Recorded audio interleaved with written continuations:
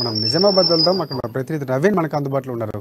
ప్రధానంగా చూసుకుంటే ఎన్నికలు దగ్గర పడుతున్న నేపథ్యంలో ఏ పార్టీకి ఆ పార్టీ ఆ వ్యూహాలు రచిస్తుంది. ఇప్పటి నుంచే ఎన్నికలు సమీపంలో ఉన్న నేపథ్యంలో ఇప్పటి నుంచే ఆ టికెట్ల పైన ఎలా ప్రచారం చేయాలి, ప్రజల్లోకి ఎలా వెళ్ళాలి, ఇప్పటి నుంచే ప్రసన్నం ఎలా చేసుకొని వెళ్తున్నటువంటి పరిస్థితి కనిపిస్తుంది. నిజామాబాద్ జిల్లాలో అయితే మాత్రం అదే ఎన్నికల సందడి మొదలవుతున్నటువంటి పరిస్థితి కనిపిస్తుంది. ప్రజల్లోకి వెళ్లేందుకు కార్యాచరణ రూపొందించుకున్నటువంటి పార్టీలు ఆత్మీయ సమ్మేళనాల పేరుతో ప్రజలకు ఓ పక్క బీఆర్ఎస్ పార్టీ చేరువవుతుంటే క్రింది స్థాయి నుంచి గ్రౌండ్ లెవెల్లో అంతా సిద్ధం చేసుకుంటుంది బీజేపీ పార్టీ. అలాగే కాంగ్రెస్ పార్టీ కూడా అదే నేపథ్యంలో ఉన్నటువంటి పరిస్థితి కనిపిస్తుంది.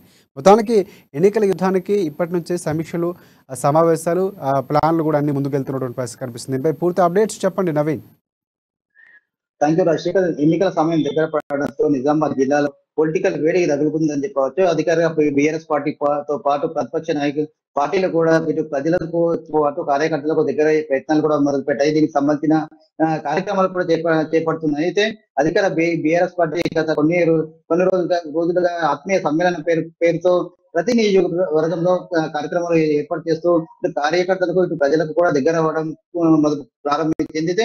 ఇటు అధికారంలోకి వచ్చి 9 సంవత్సరాలలో ఎలాంటి పాలన అందించామో, ఇటు ఎలాంటి పథకాలు ప్రవేశపెట్టామో, ప్రజలకు ఉపయోగపడి ఇటు రైతు బంధు కావచ్చు, దళితులకు 3 ఎకరాల పొలం కావచ్చు, డబుల్ బెడ్రూమ్ విషయంలో ఎలాంటి సీఎం కేసీఆర్ ఎక్కడ లేని విధంగా కూడా తమ కార్యక్రమాలు చేపడుతున్నారని చెప్పి కూడా ప్రజలకు తీసుకెళ్లే ప్రయత్నం మొదలు పెట్టింది.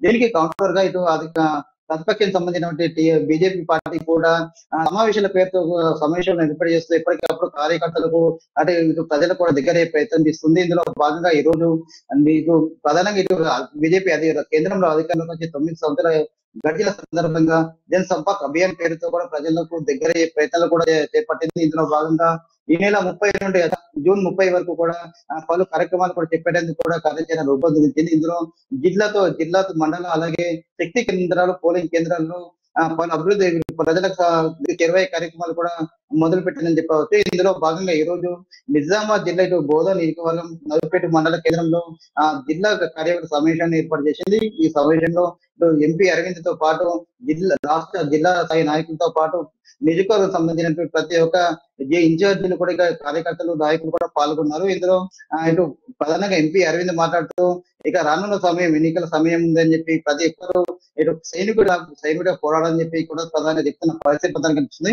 మొత్తం 9 సంవత్సరాల మోడీ పాలనలో ఇటు దేశం ఎలాంటి అభివృద్ధి పదం ముందరికెళ్ళింది, ఎలాంటి అభివృద్ధి కార్యక్రమాలు చేపట్టారు కూడా ప్రజలకు వివరించాలని చెప్పి కూడా ఒక దిశానిర్దేశం చేసినట్లు కూడా చేశాడు. అయితే ప్రధానంగా ఇటు తెలంగాణ కర్ణాటకలో కాంగ్రెస్ పార్టీ గెలిచినప్పటికీ కూడా కేవలం ఒకటే రాష్ట్రంలో గెలిచింది. ఎక్కడ ఇటు తెలంగాణలో కూడా దాని ఉనికి లేదని చెప్పి ఇటు ఖచ్చితంగా తెలంగాణతో పాటు ఇటు నిజామాబాద్ పార్లమెంట్ లో అధికార బీఆర్ఎస్ పార్టీకి ఇటు బీజేపీ పార్టీకి పోటీ కొనసాగుతుందని చెప్పి ఖచ్చితంగా ఈ ఎన్నికలు కూడా యుద్ధ సమయం చెప్పి ఇటు కార్యకర్తలు సిద్ధంగా ఉండాలి, ఇటు బీఆర్ఎస్ పార్టీతో యుద్ధం చేసేందుకు కూడా సిద్ధంగా ఉండాలని చెప్పి కూడా చెప్తున్న పరిస్థితి మాత్రం కనిపిస్తుంది. అయితే ఖచ్చితంగా ఇటు నిజామాబాద్ పార్లమెంట్ సంబంధించి 9 స్థానాల్లో బీజేపీ గెలవాలని చెప్పి దీనికి కార్యకర్తలు కూడా పనిచేయాలని చెప్పి కింది స్థాయి వరకు కూడా ఇటు బీజేపీ పార్టీ ఎలాంటి కార్యక్రమం చేపట్టేందుకు కూడా తీసుకెళ్లాలని చెప్పి కూడా ఇటు ఎంపీ అరవింద్ చెప్తున్న పరిస్థితి మాత్రం కనిపిస్తుంది. అయితే మరోవైపు ఇటు కాంగ్రెస్ పార్టీ చూసినట్టయితే కాంగ్రెస్ పార్టీ ఇటు కర్ణాటకలో గెలిచింది, సాధించడంతో కూడా రెట్టింపు ఉత్సాహంతో ఇటు కాంగ్రెస్ పార్టీ కూడా ఇటు తెలంగాణ కూడా ఖచ్చితంగా గెలుస్తామని చెప్పి కూడా ధీమా వ్యక్తం చేస్తుంది. తమకు ఇటు నాయకులు కూడా లేకున్నప్పటికీ కింది స్థాయిలో కార్యకర్తలు బంగానే ఉన్నారు, తమకు ఒక క్యాడర్ ఉంది. ఖచ్చితంగా ఇటు ఉమ్మడి జిల్లాలో కనీసం 4 సీట్లకు కూడా ఖచ్చితంగా గెలుపొందని చెప్పి కూడా ఇటు కాంగ్రెస్ పార్టీ ధీమా వ్యక్తం చేస్తున్న పరిస్థితి మనకు కనిపిస్తుంది రాజశేఖర్.